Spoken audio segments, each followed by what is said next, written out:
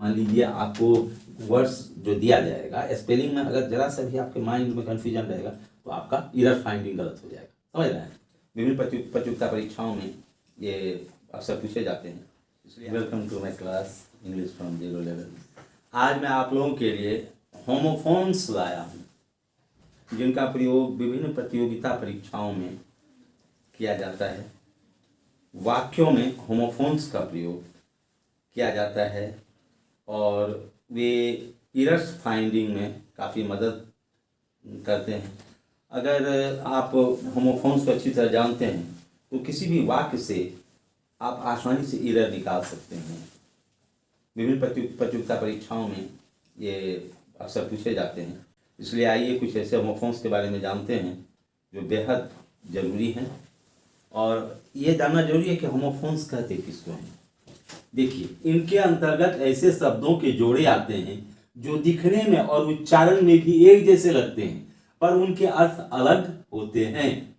ये होमोफोन्स ऐसे शब्दों के जोड़े होते हैं जो दिखने में और उच्चारण में भी एक जैसे लगते हैं।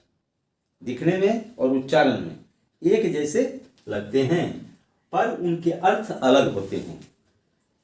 तो अक्सर ये छात्र जो हैं, स्टूडेंट्स जो हैं, वो गलती करते हैं क्या कि वो ये समझ नहीं पाते कि जो उच्चारण और दिखने में एक जैसे लगने वाले शब्द किसी वाक्य में अगर दे दिए जाएं तो और उस वाक्य का अर्थ बदल जाएगा अगर होमोफोन्स का प्रयोग किया गया हो।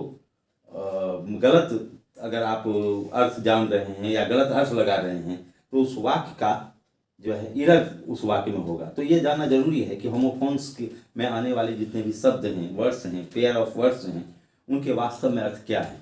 इससे पहले आप देखिए, एक्सेप्ट स्वीकार करना, ये वर्ब है, ACCEPT, स्वीकार करना। I can't accept your unfair proposal, मैं आपके नाजायज प्रस्ताव को नहीं स्वीकार कर सकता। ACCEPT, एक्सेप्ट मीन्स स्वीकार करना, ये वर्ब के रूप में इस्तेमाल होता है। और उसी के नीचे देखिए, एक्सेप्ट, ये एडजेक्टिव के रूप में इस्तेमाल होता है। इसका क्या अर्थ है? को छोड़कर, के अलावे, के अतिरिक्त। ऊपर ये वर्ब है और ये एडजेक्टिव है। जैसे none can do it except me, मेरे अलावे इसे कोई नहीं कर सकता। मेरे अलावे इसे कोई नहीं कर सकता। यहां क्या अर्थ है? एक्सेप्ट मी यानी कि मेरे अलावे। स्पेल को आपको ध्यान में रखना पड़ेगा। उच्चारण भी उसी तरह के हैं और सिमिलर यानी कि देखने में ये और उच्चारण में एक ही तरह के लग रहे हैं परंतु इनके अर्थ अलग अलग हैं। तो स्पेलिंग पर ध्यान देना है। ACCEPT, एक्सेप्ट स्वीकार करना। EXCEPT, एक्सेप्ट को छोड़कर, के अलावे, के अतिरिक्त। अब दूसरा देखिए, एडवाइस। एडवाइस नाउन है जिसका अर्थ होता है सलाह। My advice is useful for you, मेरी सलाह आपके लिए लाभदायक है। यहाँ एडवाइस का प्रयोग सलाह या नाउन के रूप में किया गया है। और उसी के नीचे देखिए, ADVISE, दोनों के स्पेलिंग में जरा सा गौर करना है। ADVIC ये नाउन है और ADVISE ये वर्ब है। इसका अर्थ क्या होता है? सलाह देना। You advice me to do something wrong, तुम मुझे कुछ गलत करने की सलाह देते हो। तो यहाँ एडवाइस जो है ये वर्ब के रूप में इस्तेमाल हुआ है और एडवाइस स्पेल ध्यान में रखना है, वो नाउन के रूप में इस्तेमाल हुआ है। अब आगे है birth, BIRTH, birth. Birth means जन्म, BIRTH, बर्थ में जन्म। What is your date of birth, तुम्हारा जन्मदिन क्या है। यहाँ BIRTH, बर्थ का क्या अर्थ है? जन्म। और फिर उसी के नीचे देखिए, BERTH, बर्थ। बर्थ का क्या अर्थ होता है? किसी केबिन या गाड़ी में जगह, जैसे ट्रेन वगैरह में या बस वगैरह में आप जो सीट जहाँ बैठते हैं, वो सीट जो आप रखते हैं बैठने की जगह, उसको कहते हैं बर्थ। उसका क्या स्पेल होता है? BERTH। तो देखिए, I have my birth in the first class compartment, मेरी जगह प्रथम श्रेणी के डब्बे में है। First class compartment, first class जो आप कंपार्टमेंट में अगर आपने जगह लिया है, बैठने की जगह लिया है, तो उसके लिए आप BERTH बर्थ का, तो वो BIRTH का इस्तेमाल नहीं कीजिए, क्योंकि BIRTH का अर्थ होता है जन्म और BERTH बर्थ का क्या होता है, जगह। समझ रहे हैं ना, ये स्पेल पर ध्यान दीजिएगा। उच्चारण तो एक ही है, देखने में सिमिलर मालूम पड़ रहा है, लेकिन स्पेलिंग पर ध्यान देना है। बॉर्डर, BORDER, बॉर्डर नाउन जिसका अर्थ होता है सीमा या किनारा, BORDER। The border of her sari is fancy, उसकी साड़ी का किनारा आकर्षक है। यहाँ पर बॉर्डर का अर्थ है किनारा। The border of her sari, उसकी साड़ी का किनारा। समझ गए। फिर देखिए, heavy forces are deployed on the border, सीमा पर भारी सेना बल तैनात है। यहाँ ये जो है BORDER, बॉर्डर का सीमा भी होता है, सीमा जहाँ की फोर्सेज तैनात रहते हैं, और ये बॉर्डर साड़ी का किनारा जो होता है उसको भी बॉर्डर कहते हैं। और ठीक उसी के नीचे है BOARDER, दोनों मंत्र देखिए, BORDER, और यहाँ है BOARDER, बॉर्डर। ये भी नाउन है, लेकिन इसका क्या अर्थ है, कोई व्यक्ति जो किसी अन्य व्यक्ति के साथ कहीं रहता है। आप कहीं रहते हैं किसी हॉस्टल में या किसी रूम में, कहीं बाहर रहते हैं, तो आपके साथ जो रहने वाले कोई आपके व्यक्ति हैं जो आपके साथ साथ रहते हैं, उसको बॉर्डर कहा जाता है।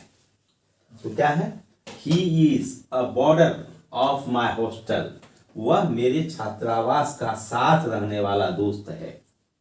आपके साथ साथ जो रूम शेयर करता है, आपके साथ साथ रहता है, उसको बॉर्डर बोलते हैं। तो उसका क्या स्पेल है, BOARDER। समझ में आया।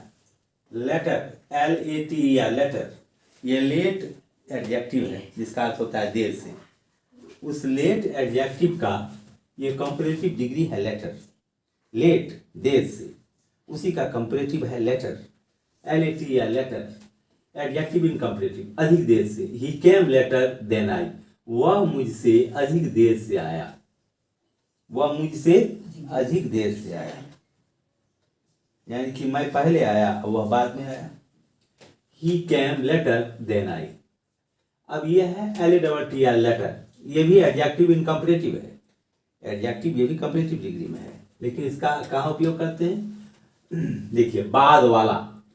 Power and wisdom are very important for mighty personality, the latter is more important than the former. यानी कि बुद्धि और बल दमदार व्यक्तित्व के लिए महत्वपूर्ण है, बाद वाला पहले वाला से ज्यादा महत्वपूर्ण है। इसमें पावर एंड विजडम, पहले आया है पावर और बाद में आया है विजडम, ठीक है ना। तो क्या कहा गया है, बुद्धि और बल दमदार व्यक्तित्व के लिए महत्वपूर्ण है, बाद वाला पहले वाले से ज्यादा महत्वपूर्ण है। तो बाद वाला क्या है, विजडम। पहले लिखे पावर को, अब ये पहले वाला, पावर है पहले वाला, ये पहले लिखा गया है, और विजडम ये बाद में लिखा गया है, तो ये बाद वाला है। हाँ, तो क्या है, the latter is more important, ये विजडम के बारे में कहा गया। The latter is more important than the former. समझ रहे हैं, the latter is more important than the latter is more important than the former. ये फॉर्मर किसके लिए है, पावर के लिए। अब आगे है लूज, LOOSE, लूज। लूज का अर्थ एडजेक्टिव, इसका अर्थ होता है ढीला, LOOSE, LOOSE।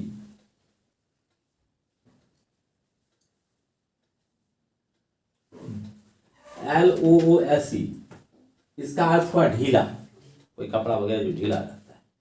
तो your trousers are very loose, तुम्हारा पायजामा बहुत ढीला है। तो LOOSE, इसका अर्थ हुआ ढीला। और वहीं LOSE, ये वर्ब के रूप में इस्तेमाल होता है, इसका अर्थ होता है हारना या खोना। ये LOOSE है एडजेक्टिव, LOSE है वर्ब, हारना या खोना। Sri Lanka lost the match against India, यानी श्रीलंका भारत से मैच हार गया। लॉस्ट का अर्थ हुआ हार गया। अब आगे, I have nothing to lose in my life after my friend's death. अपने मित्र के मौत के बाद मुझे जिंदगी में खोने के लिए कुछ नहीं है। टू लूज मैंने खोना, खोने के लिए, यहाँ अर्थ है टू लूज मैंने खोने के लिए। I have nothing to lose in my life, मुझे जिंदगी में खोने के लिए कुछ नहीं है। आफ्टर माई फ्रेंड्स डेथ, अपने मित्र के मौत के बाद। समझ रहे हैं? अब है प्रिंसिपल, प्राचार्य, the head of any educational institution. समझ गए? प्राचार्य यानी स्कूल वगैरह में जो प्रधान होते हैं, शिक्षक, उन्हें प्राचार्य कहते हैं। तो the principal of our college is on tour, हमारे महाविद्यालय के प्राचार्य यात्रा पर हैं। अब प्रिंसिपल, PRINCIPL, इस प्रिंसिपल का अर्थ है प्राचार्य। अब दूसरा देखिए, PRINCIPLE, प्रिंसिपल, इसका अर्थ है सिद्धांत। A decent life depends on a solid principle, एक सुंदर जीवन मजबूत सिद्धांत पर निर्भर करती है। तो यहाँ क्या है? प्रिंसिपल, स्पेल को गौर से देखिएगा, PRINCIPL, और यहाँ है PRINCIPLE, प्रिंसिपल, यह है प्रिंसिपल। आगे है प्रे, PRAY, प्रे, ये वर्ब है जिसका अर्थ होता है प्रार्थना करना। जैसे I pray to God for the good of my family, मैं अपने परिवार की भलाई के लिए ईश्वर से प्रार्थना करता हूँ। प्रे टू गॉड यानी ईश्वर से प्रार्थना करता हूँ। अब है प्रे, ये नाउन है। PRAY, प्रे, प्रे है वर्ब। अब PREY, प्रे, प्रे मन होता है शिकार, ये नाउन है। The lion can make a prey of any animal in the forest, शेर जंगल में किसी भी जानवर का शिकार कर सकता है। या PREY, इस प्रे का अर्थ क्या है? शिकार। समझ रहे हैं ना? तो इस तरह से PRAY का यूज करना है किस अर्थ में? प्रार्थना के अर्थ में, प्रार्थना करना। और PREY, प्रे, प्रे में होता है शिकार। इस से आप ध्यान रखिएगा, स्पेलिंग वगैरह का, ये बहुत महत्वपूर्ण है। समझ गए? होमोफोन्स बहुत जरूरी और महत्वपूर्ण है। स्पेलिंग में अगर जरा सा भी आपकी गलती होगी तो फिर एग्जाम्स वगैरह में जो कॉमन एरर्स पूछे जाते हैं उसमें मान लीजिए आपको वर्ड्स जो दिया जाएगा, स्पेलिंग में अगर जरा सा भी आपके माइंड में कन्फ्यूजन रहेगा तो आपका एरर फाइंडिंग गलत हो जाएगा। समझ रहे हैं? ये ध्यान रखिएगा। ठीक है।